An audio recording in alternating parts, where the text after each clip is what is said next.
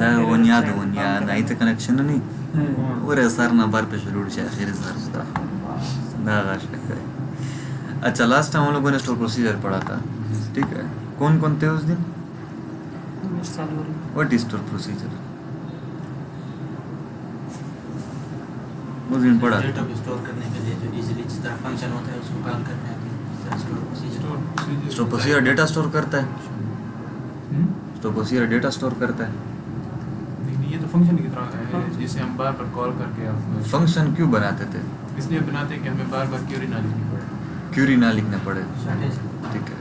देखिए वो स्टेटमेंट जो कि हमें मुख्तलिफ जगहों पे बार बार ज़रूरत पड़ते हैं, तो बजाय बार बार लिखने के हम फंक्शन बनाते थे। अब यहाँ पे भी स्टोर प्रोसीजर क्या है, क्यों बनाते हैं? अभी डिलीट इंसर्ट अपडेट जब किया था सेलेक्ट, तो इंसर्ट के बाद सेलेक्ट हमें ज़रूरत पड़ा था कि नहीं पड़ा था?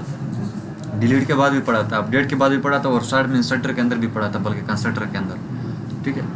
तो 4 जगह पे हमें सेलेक्ट वाली क्यूरी ज़रूरत पड़ी थी। अब इस तरह की ये क्यूरी सिर्फ 4 जगहों पे, तो क्या अभी तो हम एक टेबल पे काम कर रहे हैं। इस तरह अगर 20-30 टेबल पे काम करें तो एक क्यूरी कितनी कितनी जगह पे ज़रूरत पड़ सकती है, ठीक है। तो बार बार रिपीटिशन है कि नहीं है कोड की। तो इस रिपीटिशन को ख़त्म करने के लिए यहाँ पे डेटाबेस के अंदर एक टॉपिक है स्टोर प्रोसीजर, जो कि सेम फंक्शन की तरह है। जिस तरह फंक्शन को पैरामीटर पास कर सकते हैं, इस तरह इसको भी सेम पैरामीटर पास कर सकते हैं। फंक्शन के अंदर स्टेटमेंट लिखते थे, इधर भी तो वही। इंसर्ट जो है एक कमांड है कि नहीं, ये एक स्टेटमेंट है। अपडेट जो है वो एक कमांड है कि नहीं, वो एक स्टेटमेंट है। तो उस दिन हम लोगों ने कुछ स्टोर प्रोसीजर बनाए थे, ठीक है। तो DB फर्स्ट के अंदर मेरे ख्याल से बनाए थे दानिश। अच्छा स्टोर प्रोसीजर कहाँ पे पड़े होते हैं? प्रोग्रामेबिलिटी के अंदर। अच्छा ये 4 स्टोर प्रोसीजर बनाए थे, ठीक है। SPTBL first delete, SPTBL first insert, नाम है सिर्फ, कोई भी नाम दे सकते हैं। SPTBL first select. अब हम लोगों ने एक सेलेक्ट के लिए स्टोर प्रोसीजर बनाया था, ठीक है। इसका कोड अभी इनके पास पता नहीं किधर से है, यहाँ से भी हम उसका कोड ओपन कर सकते हैं मेरा, ठीक। अच्छा ये देखें, इसको मैं उड़ा देता हूँ, ये सारा कोड, इसकी ज़रूरत नहीं है। फर्स्ट टाइम हम लोग क्रिएट करेंगे, क्या करेंगे? हम लोगों ने इस तरह क्रिएट किया था, और इस चीज़ की भी ज़रूरत नहीं। ये यानी कि समझे फंक्शन है जो कि वहाँ पे हम बनाते थे, ये फंक्शन के अंदर एक लाइन का कोड है, ठीक है। अब इसके अंदर एक क्यूरी हम लोगों ने सिर्फ रखा। अब इसके अंदर 10 क्यूरी भी रख सकते हैं, 20 भी रख सकते हैं, 30 भी रख सकते हैं, जितना आपको वो कोड जो कि आपके बार बार रिपीट हो रहे इसके अंदर रखें, ठीक है। अब देखिए इसका फ़ायदा क्या हुआ कि हम लोगों ने इसको जनरेट किया। अब जहाँ पे भी हमें इस क्यूरी की ज़रूरत होगी, नई क्यूरी बार बार नहीं लिखेंगे, इसका जो नाम है सिर्फ उसको एग्जीक्यूट करें।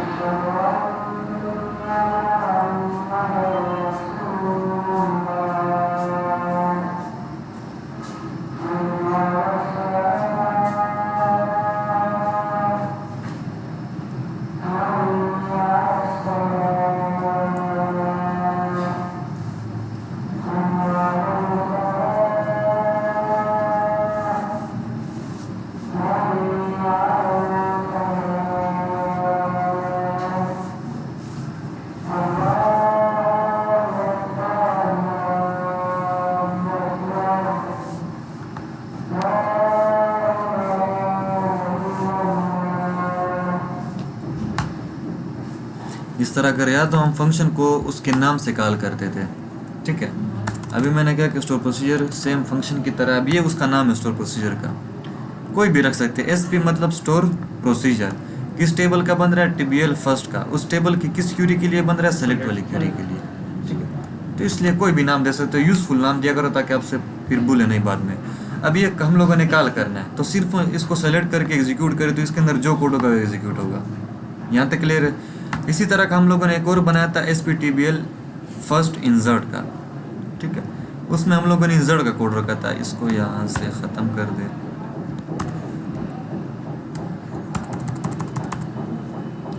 अच्छा देखिए, अब इंसर्ट में हमें नहीं पता कि यूजर देखे, पहले हम इधर क्यूरी के अंदर वैल्यू लिखते थे, A comma D I Khan, B comma D I Khan, इस तरह की वैल्यूज लिखते थे सिंगल कोट्स में, ऐसा था कि नहीं था जवानों में। अब हमें नहीं पता कि यूजर कौन सी वैल्यू देगा, तो इसलिए ये फंक्शन है, फंक्शन जिस तरह ये वाला स्टोर प्रोसीजर था सेम उसी तरह है। लेकिन अब इस क्यूरी के अंदर हमें 2 कॉलम की जरूरत है, नेम की और एड्रेस की, तो उसके लिए मैंने 2 पैरामीटर बनाए। क्या बनाए? तो जिस टाइप के हमारे पास कॉलम होंगे उसी टाइप के मैंने पैरामीटर बनाए। कॉलम की टाइप क्या थी? varchar max, इसकी भी varchar max, तो मैंने पैरामीटर्स की भी सेम वैसे के वैसे रखी। अब इस फंक्शन को अगर हम लोग डायरेक्ट कॉल करते ना तो एरर आएगा, क्योंकि देखिए फंक्शन के अंदर जितने पैरामीटर होंगे आप उसको वैल्यू देंगे कि नहीं देंगे? देंगे ना। तो अब इसको कैसे कॉल करेंगे? ये फंक्शन का नाम है, जिस तरह वहाँ पे ऐड ब्रैकेट के अंदर 5,6 रख देते या a,b रख देते थे। अब इधर ABC, ये 2 वैल्यूज हैं। अब ये फंक्शन, ये फर्स्ट पैरामीटर की वैल्यू आर्गुमेंट यानी कि दूसरा आर्गुमेंट, इसको एग्जीक्यूट करेंगे, इवन रो अफेक्टेड। ठीक है, अब इसको ज़रा यहाँ से सिर्फ इसको सेलेक्ट करके देखे तो ये डेटा आ गया है ABCCDI। अब एक चीज़ अगर आप लोग नोट कर रहे हैं, देखें हम बार बार ये क्यूरी नहीं लिख रहे, सिर्फ कॉल कर रहे, एक मरतबा लिखा। इधर देखें सिर्फ मैं इसको कॉल कर रहा हूँ, ना कि बार बार सेलेक्ट स्टेरिक फ्रॉम TBL वाली क्यूरी लिखता हूँ। ठीक है, सेम डिलीट के लिए भी हम लोगों ने वैसा का वैसा ही बनाया था। अब डिलीट में हमें एक पैरामीटर की जरूरत है ID की, तो इधर हम लोगों ने सिर्फ एक पैरामीटर रखा ID वाला। डिलीट के क्यूरी में कितने कॉलम की जरूरत होती है? सिर्फ एक ID की, तो इसलिए हम लोगों ने इधर भी वही रखा। वो तो जब कॉल करते हैं, ये तो बनाते वक्त, देखिए बनाते वक्त तो सिर्फ हम इंट a,b लिखते थे फंक्शन के अंदर, वो जब कॉल करते थे फिर वैल्यू भेजते थे। ठीक, अब इसको अगर मैं कॉल करूंगा जरा, पहले इसको देखते हैं कि हमारे पास कौन कौन सी वैल्यू पड़ी। 15 ID पड़ी, इसको अब हम लोगों ने डिलीट करना है, तो SP TBL फर्स्ट डिलीट। अब यहाँ पे उसको वैल्यू भेजेंगे जरा कॉलिंग के वक्त। ठीक है, ये 15 किसको मिल जाएगा? इस पैरामीटर को वो डिलीट कर देगा, delete from TBL first where ID is equal to, इसके अंदर 15 वैल्यू होगी उसको उड़ा देगा। ये 1 रो अफेक्टेड। अब यहाँ पे दोबारा सेलेक्ट करके देखे तो ये नीचे डेटा नहीं है। क्लियर? सेम अपडेट के लिए भी हम लोगों ने ऐसे ही किया था,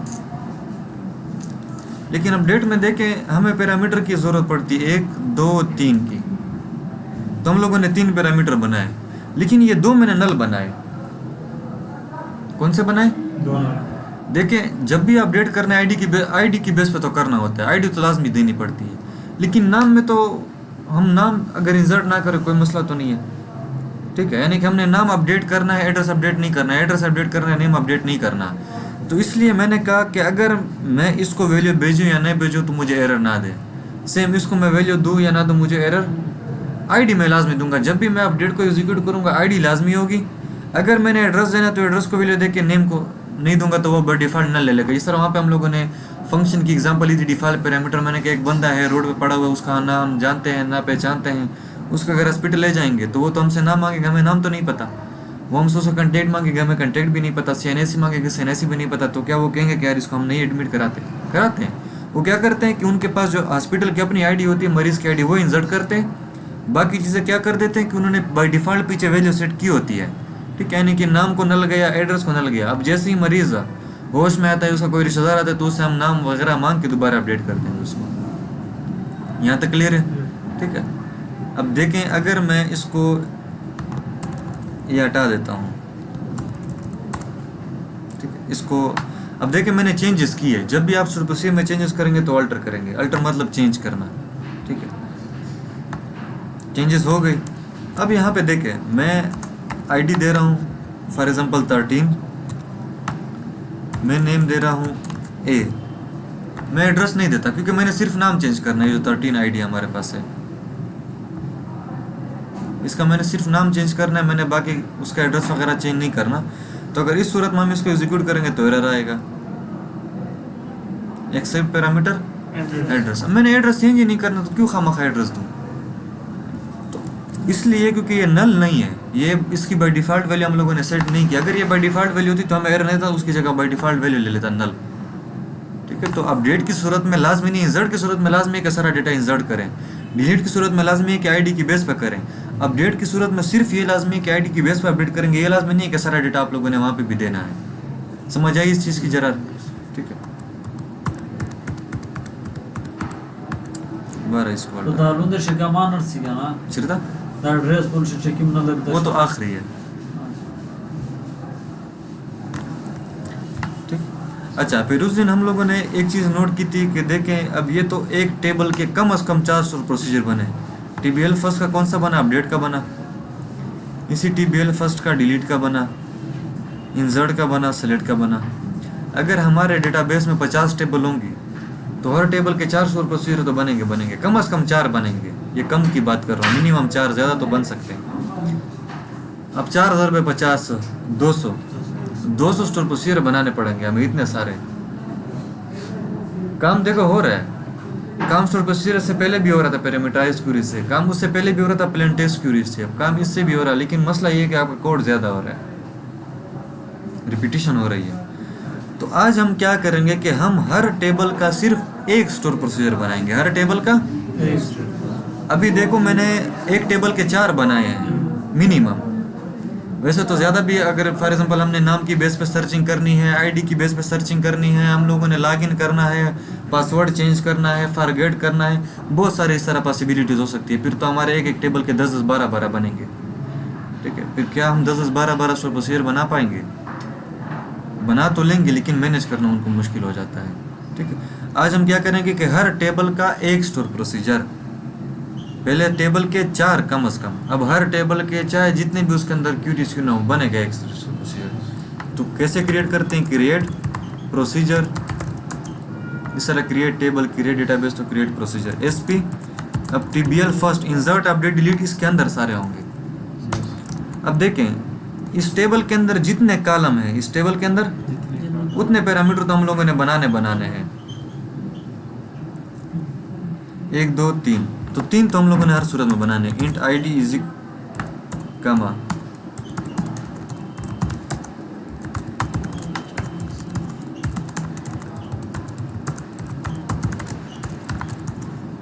क्लियर है यहाँ तक? अब एज मतलब कि स्टार्ट हो रहा है, ये कर लिब्रेस है उसका। अब हमें जो लाजमी लिखे एज ये सिंटैक्स है उसका, ये लाजमी लिखना पड़ता है। अब देखो सारे के सारे हम लोगों ने क्यूरी इसके अंदर रखनी है, लेकिन अगर अभी यूज़र एसपीटीबीएल फर्स्ट करे, वो कैसे बताएगा कि मैंने इंसर्ट करना है, डिलीट करना है, अपडेट करना है, सेलेक्ट करना है? क्योंकि जब भी इसको प्रोसीजर कॉल करेंगे कोई ना कोई ऑपरेशन तो परफॉर्म करेंगे उससे, या इंसर्ट या अपडेट या सेलेक्ट या डिलीट। ठीक, तो उसके लिए मैं एक और एडिशनल पैरामीटर ऐड करता हूँ। कौन सा पैरामीटर? जिसका नाम मैं रखता हूँ एग्जीक्यूट। इसका नाम क्या कर दिया? कोई भी नाम रख सकते पैरामीटर, यानी कि ये तो C++ में बताता था कि जो चीज़ आप लोगों ने खुद बनानी है कोई भी नाम रख सकते हो इसका। ठीक, तो इसकी भी टाइप varchar। अब हम लोगों ने देखें जब भी स्टोर प्रोसीजर कॉल होगा हम सिर्फ एक ऑपरेशन परफॉर्म कर सकते हैं, क्योंकि कॉलिंग इंसर्ट जब कॉल करोगे तो इंसर्ट ही होगा। क्या इंसर्ट अपडेट ये दोनों इकट्ठे हो सकते हैं? नहीं हो सकते, पॉसिबल ही नहीं है। तो हमारे पास कितनी पॉसिबिलिटी, या इंसर्ट या अपडेट या डिलीट या सेलेक्ट, क्या लगाएंगे इसके लिए? 4 चॉइसेस हैं, चलना सिर्फ एक नहीं। एल्स इफ लगाएंगे। क्या लगाएंगे? एल्स इफ लगाएंगे। इफ अगर एग्जीक्यूट के अंदर, क्योंकि इसको भी तो हम वैल्यू भेजेंगे, अगर इसके अंदर वैल्यू होती है इंसर्ट की, तरतीब कोई भी रख सकते हैं ऊपर नीचे, इंसर्ट ऊपर रख दे, डिलीट बाद में रख दें। बिगिन मतलब ओपनिंग कर ली ब्रेस, इसके अंदर इंसर्ट की क्यूरी लिख दें, insert into TBL first values. ID तो वैसे भी आइडेंटिटी है, वो तो हम लोगों ने भेजनी नहीं है। ठीक है, एल्स इफ @execute अगर इज इक्वल टू हो अपडेट के, यानी कि इसके अंदर अगर अपडेट की वैल्यू होती तो कंडीशन ट्रू होगी, जब कंडीशन ट्रू होगी तो बिगिन इसके अंदर अपडेट की query, update TBL first set name is equal to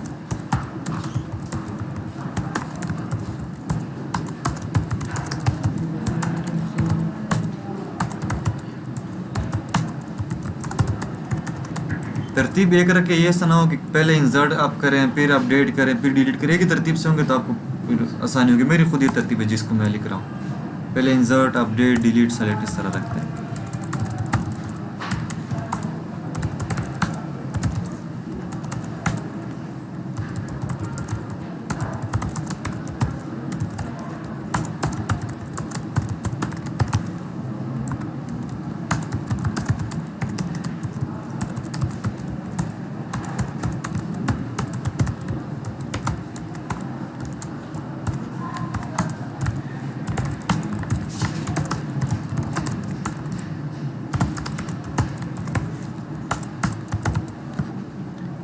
ये बन गए।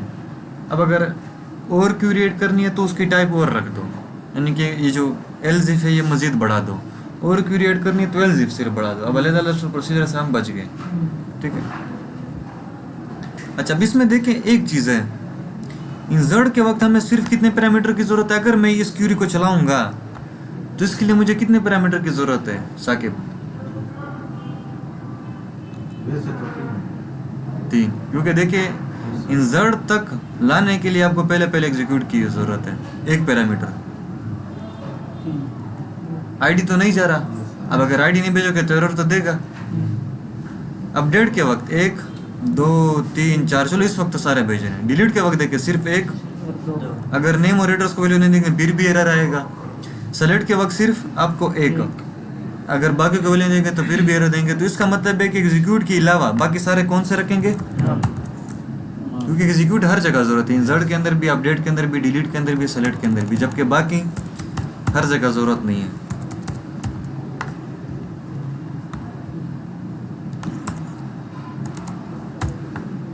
यहाँ तक जवानों क्लियर है सबको? एग्जीक्यूट इक्वल टू इंसर्ट क्यों किया, मतलब इसको कैसे ये चेक करेगा? इसको वहाँ से जिस तरह आईडी को वैल्यू देते थे, फंक्शन कॉल करते हैं ना तो पैरामीटर्स को वैल्यू देते हैं ना। अब फॉर एग्जांपल हम लोगों ने इंसर्ट करना है तो वहाँ से 3 वैल्यू भेजेंगे। एग्जीक्यूट के लिए वहाँ से इसको भेज दिया इंसर्ट एक वैल्यू तो है ना, वो इसको मिल जाएगी।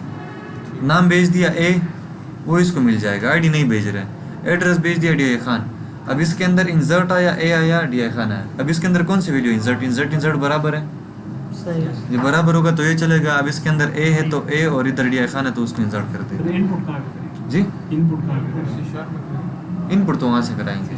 हाँ, यहाँ पे भी कर लेते हैं, लेकिन मेन मकसद तो हमारा वहीं से करना है इनपुट। इसको क्रिएट कर लें, क्रिएट हो गया। अब हम लोगों ने सेलेक्ट करना है, क्या करना है?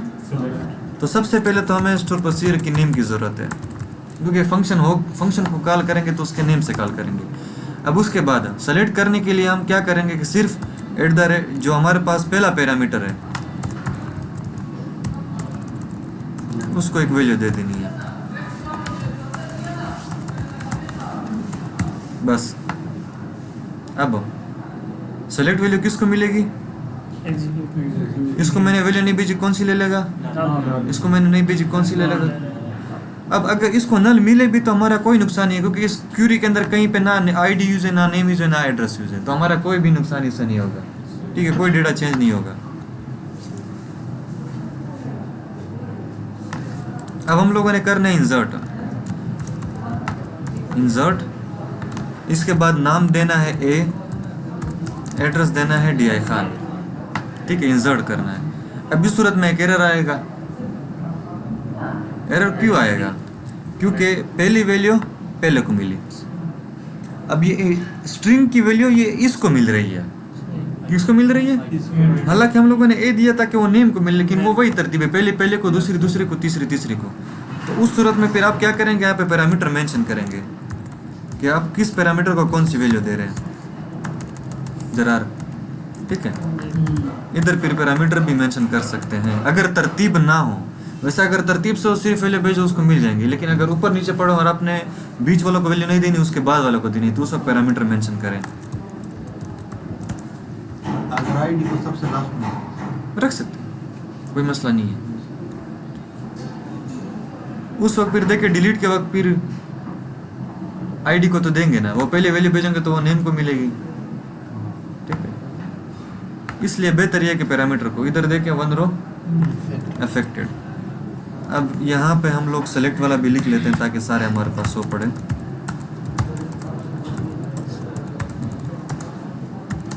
अब इधर देखिए पहले ही वैल्यू हो, पहले को ही देने हैं, तो इसलिए मैंने पैरामीटर मेंशन नहीं किया। ये ए, और अब डिलीट अगर करना है तो टाइप हमारे पास कौन सी हो जाएगी? डिलीट हो जाएगी। अब यहाँ पे देखो मैं दूसरे पैरामीटर को मेंशन नहीं कर रहा, क्योंकि मुझे पता है दूसरे नंबर पे ही आईडी, ठीक है। तो मैं डायरेक्ट 16 आईडी देता हूँ जो अभी हमारा इंसर्ट हुआ है, ठीक है। ये 16 पड़ा है, एग्जीक्यूट नहीं किया, एग्जीक्यूट करते हैं इसको।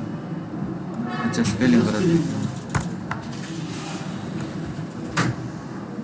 ये 1 रो अफेक्टेड। अब इसको सेलेक्ट करें तो वो 16 डिलीट हो गया। अगर 13 वालों का भी हम लोगों ने अपडेट करना है, किसको? 13 वाले को। SP TBL first update. अब यहाँ पे ID भी देनी, यहाँ पे सारे देने हैं, सारे से मुराद लाजमी नहीं है। अच्छा, वहाँ से देख के सारा डेटा आएगा। एक चीज़ ध्यान में रखेंगे, यहाँ पे तो देखो अगर मैं नाम ना दूँ, एड्रेस दूँ, यहाँ पे तो मैं मैनुअली दूंगा। वहाँ पे तो हम सिर्फ जैसे एडिट पे क्लिक करते थे सारे टेक्स्ट बॉक्स फिल हो जाते थे कि नहीं हो जाते थे। फिर जो चीज़ चेंज करनी है या नहीं करनी, डेटा वहाँ सारा आएगा हर सूरत में, ठीक है। तो यहाँ पे अहमद खान और DI खान कर देते हैं।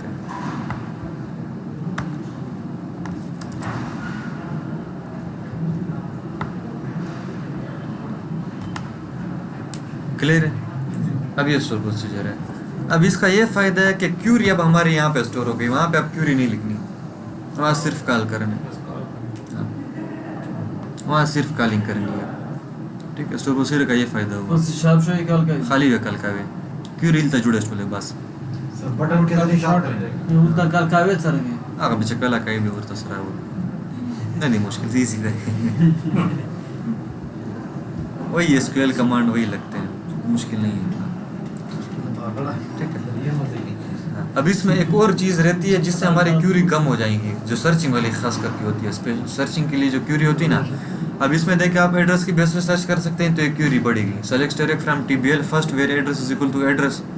नेम की बेस पे सर्च करेंगे तो एक और क्यूरी बढ़ेगी। ID की बेस पे सर्च करेंगे तो एक और क्यूरी बढ़ेगी। तो इसके लिए क्यूरी है सर्कटिंग। इसमें हम क्या करते हैं कि सर्कट लगा लेते हैं।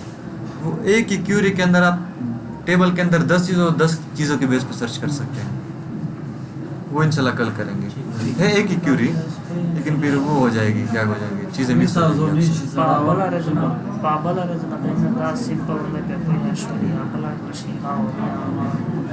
बोला रहा गोशी वीडियो कौन पे गोशी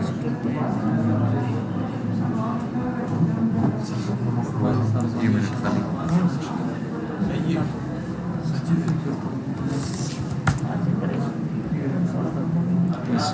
देना नोज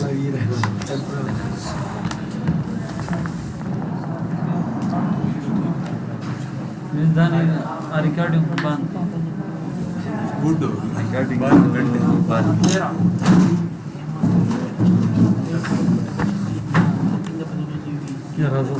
थोड़ा सा समझा दे।